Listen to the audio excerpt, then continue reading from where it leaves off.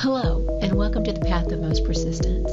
This is a place where we hear and share tenacious stories of overcoming obstacles with our partners who dare to share a bit of their own personal paths. Howdy, and happy National Manufacturing Week. Today we're here in Austin at the Texas Workforce Commission headquarters, and I'm so fortunate to have two guests today. We're here chatting with two experts on manufacturing and advocates. So as we do this, we hope to bring about awareness, appreciation, and support for manufacturing in Texas. Firstly, we have Aaron Demerson, Texas Workforce Commissioner representing Texas employers.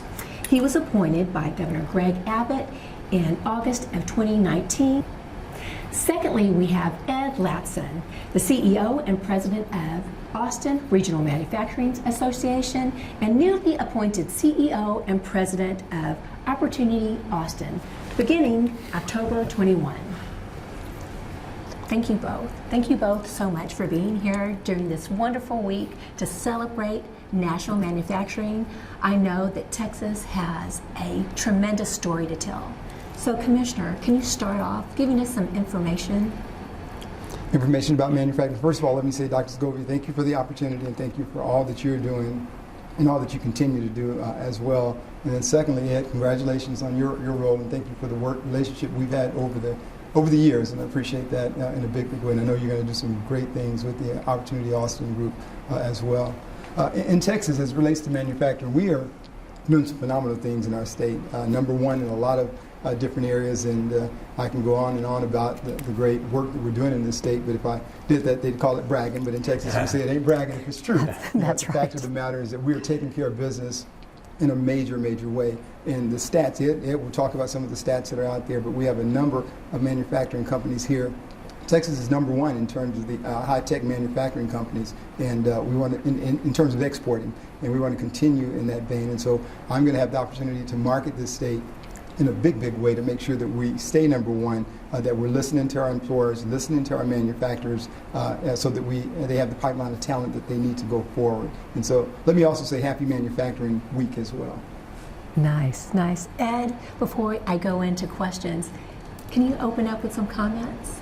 Yeah, well, I'm happy to be here. Thank you. And it's great to do work with the commissioner. Texas has been really fortunate to have a man like him representing employers in the state, and manufacturers have definitely benefited. So, this state is a growing, thriving manufacturing community, employs are close to 1 million workers, and, there's a skill shortage in this industry. We have to get more people inspired to explore this as a career path. Because I think, as we've all learned over the past few years, manufacturers are making products that are critical to the United States in so many ways, whether it be our strategic needs or communication devices or even our automobiles. I think we all recognized during COVID, when some of our chip plants or some of the demands on the chip industry were such stretch, we couldn't get all the automobiles we needed. It's just a good example of how manufacturers help this country thrive. And Texas is really leading the way. So excited to be here, and thank you for hosting the podcast. Absolutely. It's my pleasure and a joy. And from what I understand, and I've heard quite often, is that Texas, especially the Austin area, is the new Silicon Valley. Is that true? Is that a comment worth commenting on? The new Silicon Valley. I would say it's true for sure. I've read that and I've heard it before, but I don't know, how does that hit you? I remember when Austin was baby Silicon Valley at one point, so it's probably the new Silicon Valley at this point. I mean, That's what I've heard. Yeah, it wouldn't surprise me. In Texas, we're doing some amazing things, as has been mentioned, and we're well on our way to doing even more, and so that name does not surprise me at all. Well, I think that really speaks to the legacy of the semiconductor manufacturing in the state of Texas. This is the birthplace of the integrated circuit. And Central Texas has certainly been very strong in this sector. You have something unique here that you don't see in the rest of part of the United States. You have the companies that are making the chips, like Samsung and NXP and Infineon, and then you have the tool makers like Tokyo Electron and Applied Materials, as well as this huge supplier group that's really supporting this industry. So this is a very strategically important center in the United States for chip production. I think it speaks to that name, as this is the new Silicon Valley, but also a lot of the innovation and startups in the hardware space. You're starting to see more of those emerge out of Texas as opposed to other regions. So I would say it's a warranted nickname for sure. Oh, I love that. And you know, you both are dropping so much information, and I'm trying to pick those up along. So please help me or be patient with me as I zigzag amongst the wonderful information you're sharing. So as you talk about this sector, those sectors as far as chip production, that isn't all that we do in manufacturing. Can you both or either of you speak to the different sectors amongst manufacturing here in Texas? There's a lot of technology, there's those semiconductors, but what else does Texas lead the way in that sector of manufacturing? Commissioner, I could certainly take some of that. You take it. I'll just say off the bat, the automotive industry. You know, we started out with General Motors years ago, and then we had the Toyota plant there in San Antonio, and now Tesla that's out here in Texas as well. So automotive manufacturing has taken off. Healthcare, manufacturing in a lot of different ways. I was just in Temple, Texas last week, celebrating Manufacturing Week with the folks of their Temple Chamber of Commerce group, and we went out to a furniture company manufacturing and toured their floor as well. So a number of different areas that are out there. Ed gets to work with all of them in that space, and you're right to your point, there's more than the chip manufacturing. There's a lot that's going on here in our great state. I love it. Commissioner, you're right to highlight the automotive sector for sure. It's definitely growing and thriving. But Texas, has a very diverse manufacturing community. You really see strong petrochemical manufacturing.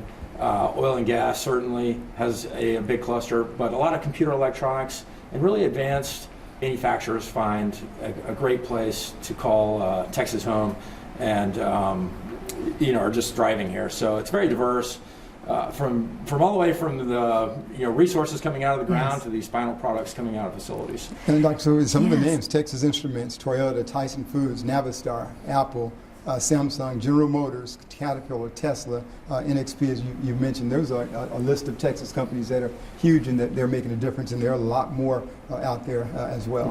And I think another interesting point is, we have all these great large Fortune 500 companies, multinational corporations succeeding here, but there's also a lot of small and medium-sized businesses. Average size of manufacturers in Central Texas is 33 people. So, you're talking about mom and pop, family-owned businesses that are really making a difference in our economy. And I've heard it said that those small businesses, those mom and pops, so to speak, those are the backbone of our country. Thank you both for sharing the different sectors, because I think for those, at least outside of Texas, maybe nationally or internationally, sometimes when people think of Texas, they only think about gas, petroleum, gas and oil, which is wonderful, and we appreciate it, we love it.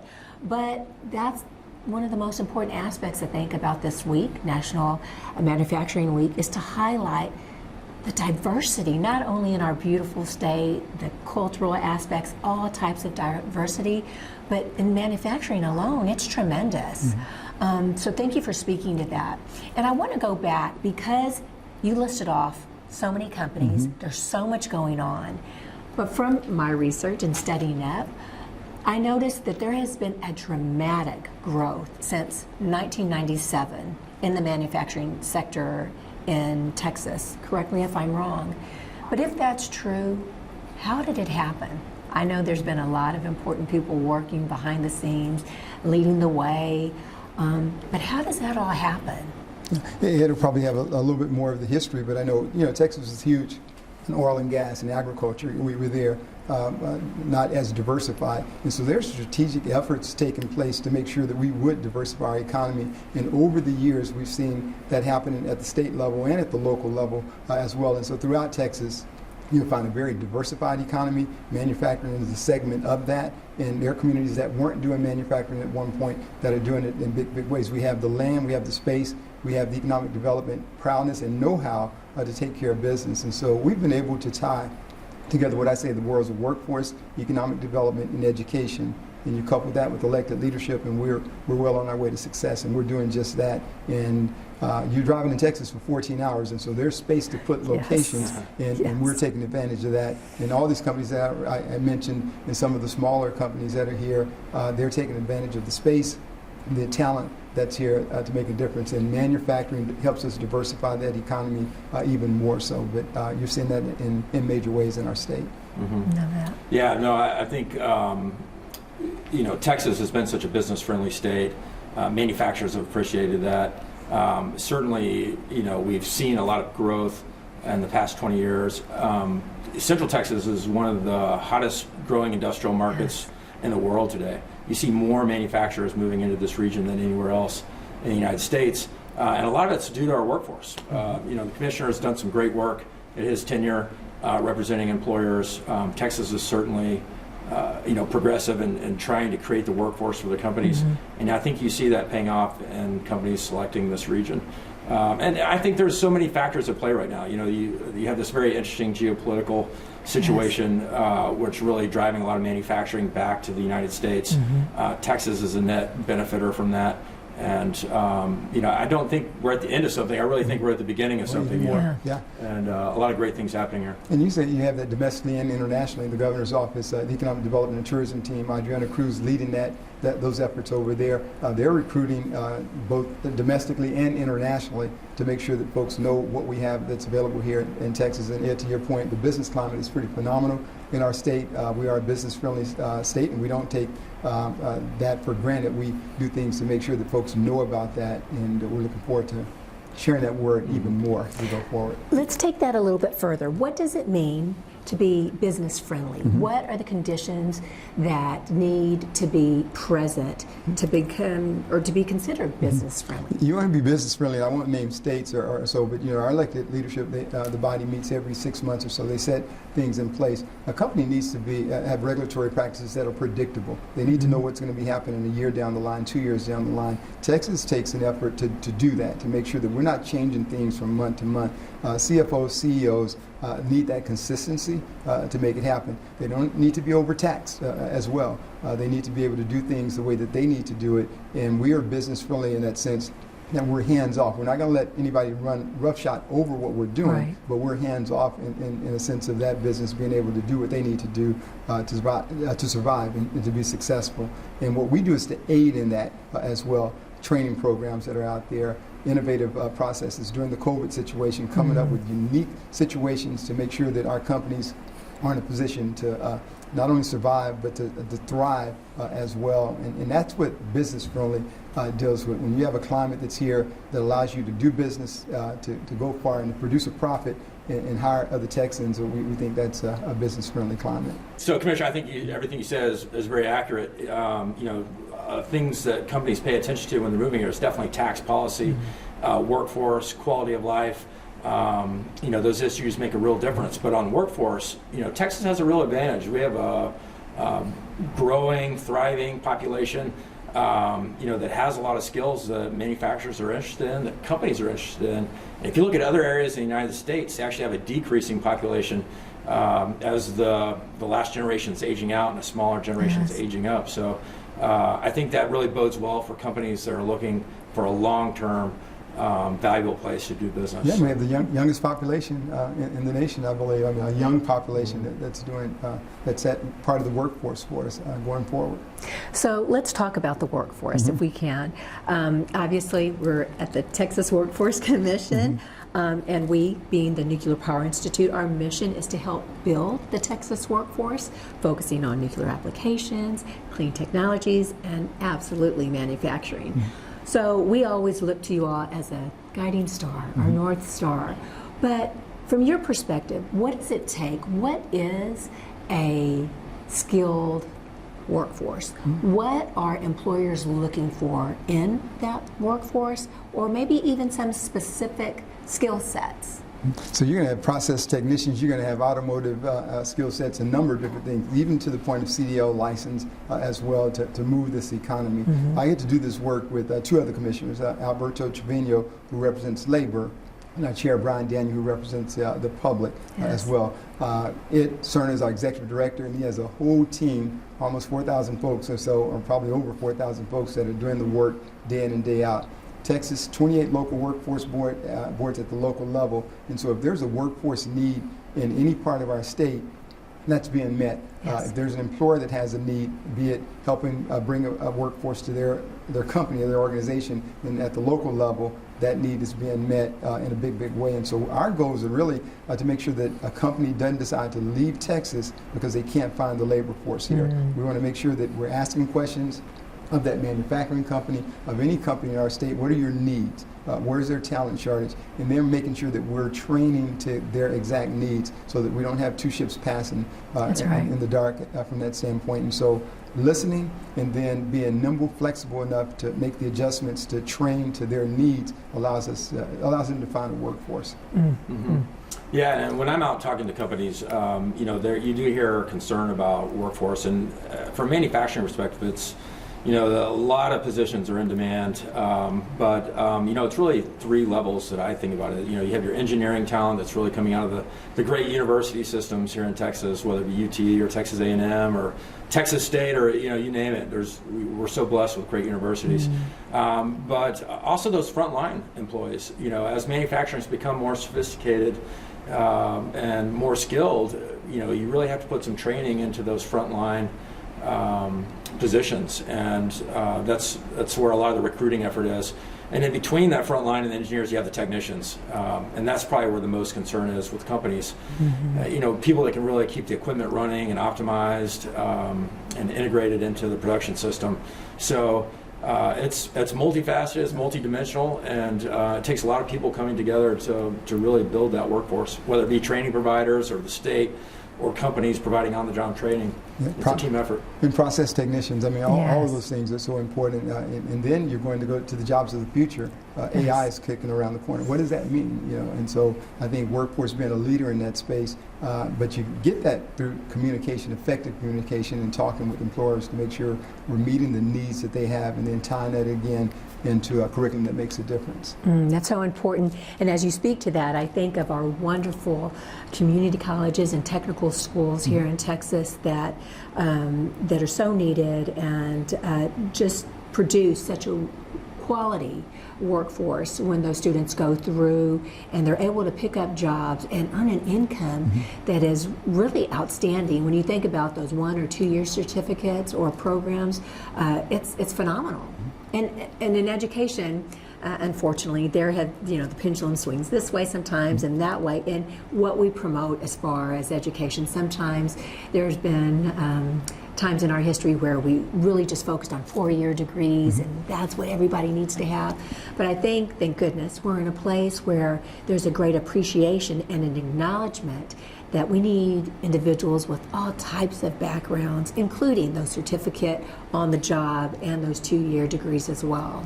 Yeah, you're finding folks go from high school to careers, to jobs right now. 2-year degrees, certifications, all of those are models that work. And again, it's the need of the organization, the employer. What are their needs? Some of them may need them straight out of high school. We're seeing that with Tesla and the like. They're graduating, getting training through the community colleges, and then going on to school.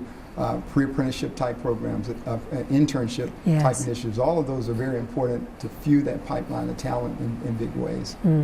Yeah, we like to say in manufacturing, we hire everybody from GEDs to PhDs. That's good. Love it. And the community colleges and those trade schools you mentioned are so important for creating that talent pipeline. We've been very fortunate in Central Texas to work with ACC, Austin Community College. Yes. They've done some great work with really creating that next generation of talent. But I'll tell you, manufacturing faces a challenge. You can create these great programs, you can have great support from the state, but with so much opportunity, you really have to inspire young people to get into these programs and select manufacturing as a career pathway. And that's where some of the work really is. And so you have organizations like Be Pro, Be Proud. That's I think in Arkansas, but they're looking at doing something here in the state of Texas. Peter in the North Central Texas area. It's pretty phenomenal with that organization providing students with hands-on ability to do things with it. Also the Make It movement, that's another concept that's out there as well, where kids have an opportunity to go feel it, touch it, see it, and if it's something of interest, they want to do that. Be Pro, Be Proud is actually concentrating in the construction space right now, but they have the process technician parts and a number of other positions that will allow folks to go into those particular areas. That's so important, and it's so reflective of our communities, that we're all coming from diverse communities, in the fact that students, families' needs are different. There are students that need to go, as you mentioned, straight to work.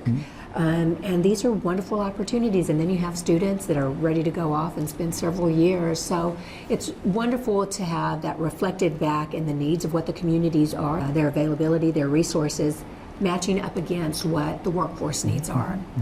If you don't mind, I would like to pivot a bit, and I want to talk about innovation. You mentioned that word a bit ago, so I want to circle back to it. What is innovation in manufacturing, and how can we, as educators, even private sector, community, how can we inspire and encourage innovation? I'll let you take it. Yeah, I mean, I think that's a great question. And one of the interesting things about innovation in manufacturing is you can talk about innovative products, you can talk about innovative processes, you can talk about innovative people. And I think, you get some real magic happens when you have all three in the same facility. But, Texas has obviously been such an innovative economy for so long, and you see so many companies and products being made here. They're created here, and a lot of those originate in our university systems. The tech transfer that happens out of University of Texas or A&M, really are products that go on and change the world. An example of that is 3D printing, which was really developed at University of Texas by some innovative professors.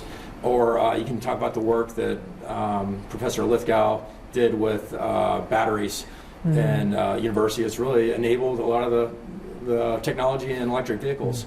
So I think innovation takes a lot of different shapes and forms, but we're lucky that we have it right here in this state. Yeah, Army's Future Command, that's another example of that's here. And in local communities that are doing a lot, San Antonio has Geekdom. I think there's an organization down there where they're being innovative in a lot of different ways. Bonnie Downs on my team and I just came from San Francisco, a conference up there where we're seeing all types of innovation taking place. The carless drivers, vehicles out there that are driving around, and folks are getting inside right now. I know in Austin we're not getting inside the vehicles just yet, but in California they are. And it's a real deal, waiting list for it, where you're seeing drone technology and the like, where you're going to have packages being delivered in the airspace, and so people are transporting from one spot to the other. They're talking about taxis as well, where you're getting in and having airspace from that standpoint. And so those are real.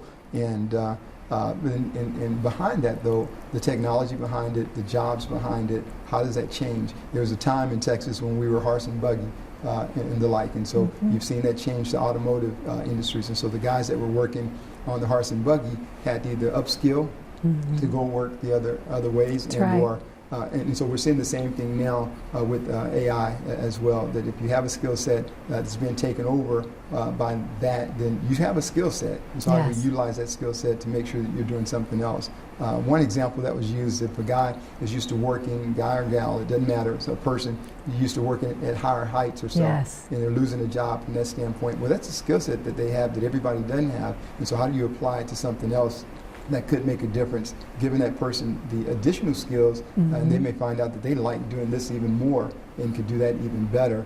But with technology and facts, data, we should be able to pinpoint and match, and I think utilizing that even more. So I think we'll see some things happening even in that space. And so innovating in all types of ways, as you talked about, the people, the processes, and the opportunities, then I think even thinking even more strategically, using that allows us to move forward and further here in Texas. Yeah, and I think just to add to that, you see these technologies of the future being made here. We talked about semiconductors and how important they are to driving technology forward. You see also a lot of development around the energy space. So, I really feel like what's happening here is, at the forefront of who we're becoming as a state, as a country. And that's part of what's exciting about being in Central Texas and the state in general. Well, you drive the state and you start seeing the electrical battery stations over there. The gas stations is kind of a combination. You have oil and gas or gas, and the battery station, the charging stations. There's room for everyone. But yeah, well, there's going to have to be, and we're going to have to get in there, and then how we work through it is a process. But even those charging stations that are there, somebody has to service those. Somebody had to put them out there. Somebody had to develop the technology behind it for it to happen. I remember going to Waco, the famous Collins Street Bakery. They have that in Waco, Texas. Yes, fruitcakes, hello. That's right. It's out of among other things, but yes. That's right. Out of Corsicana, Texas, the headquarters. But in Waco, they had 2 electrical charging stations a long time ago. Wow. A long time ago. And now you're seeing everybody else with them as well. So there's a lot of innovation happening in the state, and a lot of ideas that are happening, and we're going to be ready and poised to deal with it. Love that. And before we leave the topic of innovation, as a native Texan, I always like to think that our innovation also comes from our spirit, you know, the Texas spirit, the can-do spirit. And I think it also, and I really do think this is true, that it lends itself to our big skies, you know, the diversity in our landscapes, that it allows us, we have this perspective of being able to dream and see things that really inspire us. And of course, definitely our business climate, but it just makes me feel, again, as a Texan, that it's part of our culture, that just that innovation, we want to do more, we want to be bigger, we want to be better. And, you know, of course we talk about businesses, but I think also those mom and pops, those small businesses that we've talked about, there's such a need for innovation all the time with those folks, because they're having to innovate, to continue to adjust, to be nimble to the new circumstances and economy. So I love that. I love thinking about us in that way. Oh, yeah. Texas, 99% of our businesses are small businesses, and so the governor's office has a small business division, a small business guru over there, Jarvis Brewer, that heads that team up as well. And so we're real serious about making sure that they have the resources and the information they need to make a difference in our state as well. Commissioner, you mentioned quite a bit about AI. Can you talk through AI for our audience? What is AI, and should we fear it? Artificial intelligence is AI, and in terms of fearing it, no, we shouldn't fear it. We'll embrace it. And we'll do it the Texas way. I always say Texify it from that standpoint. But it's important, even at the agency here, our executive director has companies coming in talking with our leadership about it so that we can find out how we embrace it, how we utilize it to our benefit from that standpoint. And then all the higher level things, we'll not take care of themselves, but we'll address those as well. But it's something that if it works for you, you're going to use that and you're going to do it. But I think from a workforce standpoint, we want to stay as far ahead of it if we can get there ahead of it, but be even with it or keeping up with it so that we're in a position to know what's happening versus letting it happen and not really knowing the results of that. So fearing it though, no, it's here. We're already seeing it when you walk outside, when you see the driverless cars, when you see all these things happening, it's already there. Now how do we take full advantage of it to allow our state to go even further? Well, thanks for indulging the question. And really I used the word fear because not only is there the fear of AI in some strange scientific way, but also just the fact that some people are fearful of losing their jobs to AI.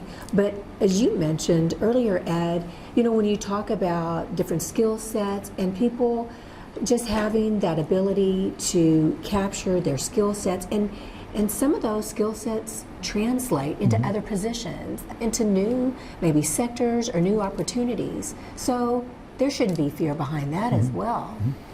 I think over time, you see some major shifts in technology driving change in the workforce. You go back to the agrarian revolution, industrial revolution, you name it. And workers have always found a path forward. It's always created more opportunity as technology has changed. So I'm hopeful that this next shift, that people will not be displaced, that they're going to find opportunity, and I really have confidence that they will. And most likely it's going to be at a higher level, skilled opportunity that's going to bring more income to them and their family. Yeah, so just being aware of it is the situation. If you're aware of it, and if I have a position and I know, okay, this could be taken over, I do still have a skill set and value there. So how do I upskill to make sure that I'm going into a position that's needed and necessary from that standpoint. So as Ed had mentioned, we've seen it happening from time to time. The automotive manufacturing force used to probably be full of workers at one point. A lot of robotics are there, taking advantage of things, but there's still workforce there and still a need and a different skill set to do that. Yeah. So. One of the things I like to point out, Tesla opened their headquarters here a little over a year and a half ago. They've hired over 20,000 people. Yeah. Incredible. It's incredible. But if you walk through their facility, it's incredibly automated, more robots than you've ever seen in your life. And I think that's a really good illustration of the fact that there's something that's so technologically driven. It's employing so many people at the same time. So it doesn't mean there's necessarily going to be a decrease in jobs. It just means the work is going to look a little different. Thank you for bringing that up, because I think sometimes when people, some people anyway, when manufacturing comes to mind, maybe some of them envision something dirty. Maybe it's manufacturing, so there's grease and parts and things all over the place. But that's not the manufacturing that we see so much these days. What does it look like in some of these businesses that have come to Texas? What is that atmosphere? And what are some of the benefits and salaries people can expect if they choose to enter the manufacturing sector? I know all the manufacturing plants I've toured are definitely not like our concept of thinking. They're clean, they're efficient, they're taking care of business in major ways. Ed will probably know a little bit even more so being directly involved in that space, but I've seen them being clean and solid. Yes. I always talk about the fact that if you were to ask me what a teacher does right now, I probably have a perception of what a teacher does, probably is so far off, and the same thing with folks' thoughts about manufacturing in some cases, that they're probably so far off in the sense of their thought process behind it. And so making it awareness and then bringing that attention to the students and the young, that additional pipeline of talent that's coming out there, so that they're not hearing from us, no, you don't want to go into that area because of such and such. They're seeing it and they're like, no, Mom, Dad, you're totally wrong. I went out to one. There are opportunities, and it's not what we think. Just like my thoughts about what teachers do and how that's structured, I'm probably so far off, and so educating about that and making it aware allows other folks to go into that space. Yeah, I mean, I think that's a great question, and it goes back to that recruiting challenge we talked about. It's important that people get an accurate picture of what manufacturing really is today, because it has come so far, over the last 100 years, really over the last 15, 20 years. It's very automated. The kind of people that are needed is not necessarily people interested in repetitive tasks, but people who can solve different challenges every day and are looking at something new that's fresh and complex. So I think what we've thrived on in the United States is more complex, low volume manufacturing, not the high volume, more repetitive types of operations, and very environmentally friendly and conscious businesses that want to contribute to society. So I think these are the kind of companies we can get behind and support. And it goes back to what you said, Commissioner, about individuals, schools even perhaps, needing students to touch, feel, and see, so that they realize it's not some preconceived notion, a notion from the past of what things may have been, but this is what it is now. I know in some of our programs, when we support students going to industry sites and visiting those junior high school students, that those are some of the comments that they made when they visited some of these manufacturing sites, is that you could some of them said you could wear a white glove and just run your hand across the floor, even a counter, and it would still be white. They were so impressed because it shattered any kind of stereotype that they had. And again, that's why this conversation today is so important. And I appreciate you so much, because this helps to bring about an awareness that maybe perhaps people haven't had the opportunity to hear or consider. Well, and I think one other point that also breaks the preconception is the amount of money these people are making. The average wage is really strong. It's $93,000 across the state of Texas. I think that's against an average of $63 for all jobs. I'm not sure about all jobs, but it's a lot better. If you go to an advanced manufacturing facility like a semiconductor plant, the average wage is more like $140,000 a year. So I think these are something even parents can get excited about and want to see their kids choose this as a career path, because you can have a great living and accomplish everything you want to do in your personal life as well. And such a sense of accomplishment too, that you're helping to build something, you're creating something that's ultimately giving back to our great state as well. Yeah, and our identity as Texans that you mentioned too, the culture or the United States is self-sufficiency. We got to make the things that we need right here. And I also think that people can feel really proud of that. The company I toured in Temple, Texas, manufacturing furniture, the CEO was talking about the fact that of showing, because they deal a lot in the school districts, taking that product that those kids are sitting in and letting them know that product was built right here in the city, and tying the dots, connecting the dots together. A student in the independent school district, that chair or furniture that you're utilizing was produced by this company, this manufacturing company right here in the city. And so if you want careers in that space, or so there are opportunities, but tying that together is something, and bringing the awareness is something that's really critical. So I'm going to ask another question, and then we'll pivot to closing, because I respect your time. I know you're very busy, but just again as a sense for our audience, who are some of Texas's greatest trading partners, and how do we, I love to hear this part, so that's why I'm asking it, how do we compare Texas to other states, but not only other states, but other countries? It's a really interesting time geopolitically. I mentioned this, and I think one of the things we see right now is a really growing and strengthening Mexico, and that's a fantastic thing for Texas, because they're one of our strongest trading partners. We mentioned Texas is leading the country in manufacturing exports. Most of that stuff is going to Mexico, including our computer electronics and more advanced products. I think there's a lot of opportunity to strengthen that relationship, and really excited about the emergence of North America as a manufacturing powerhouse, especially as you see some of the de-risking, decoupling out of Asia. So I'm paying attention to that. As far as peers and competitors in the United States, I don't think there are any, Commissioner. I think Texas is number one in everything. That's what I expected to hear. That's right. We compete in a big way, and so Mexico's our number one trading partner. But Texas is the number one exporter in the United States, and we've been that for a number of years. Okay, say that again. And Texas is the number one exporter in the state, and Mexico is our largest trading partner. We've had offices over in Mexico City for probably 25 years or so, and so we've been doing trade missions back and forth to Mexico for a number of years, and still have that relationship in a big way. I think our number two partner is probably Canada, followed by some others, but our GDP ranks higher than a lot of other states, a number of different states, and actually some other countries as well. I was hesitant to say that, but that's a fact. And I remember when it used to be 14th or 12th or whatever. I think that's gone up to, we're probably in the single digits at this point. But a lot happening in our state in big ways, and we're real proud of what we're doing, but we're not resting on our laurels. We're going to continue to push forward, making sure that we have good legislation in place, making sure that we stay business friendly, and more importantly, listening to what our employers' needs are, and making sure that we can address that. And since we're dealing with manufacturers, this manufacturing week, really listening to what their needs are as well as we move forward. Okay.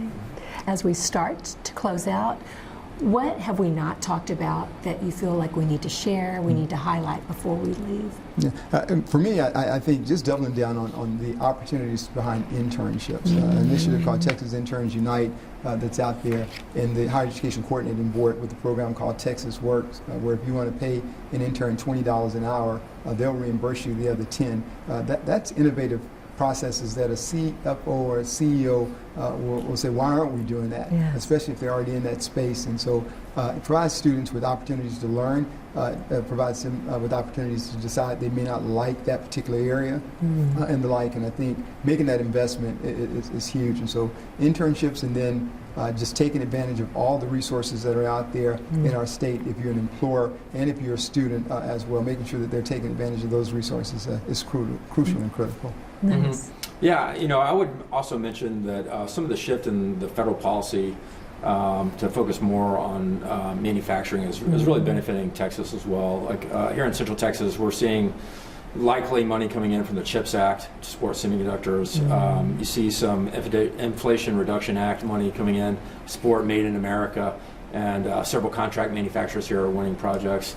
And then the Department of Energy is also investing money at several companies here to help drive innovation with a couple of companies in the EV sector. So those things are just exciting to me. And I think the message is that there's a bright future in this sector, and that people are interested in this career path, that they're making a good choice, and that they're going to find all the opportunity that they want.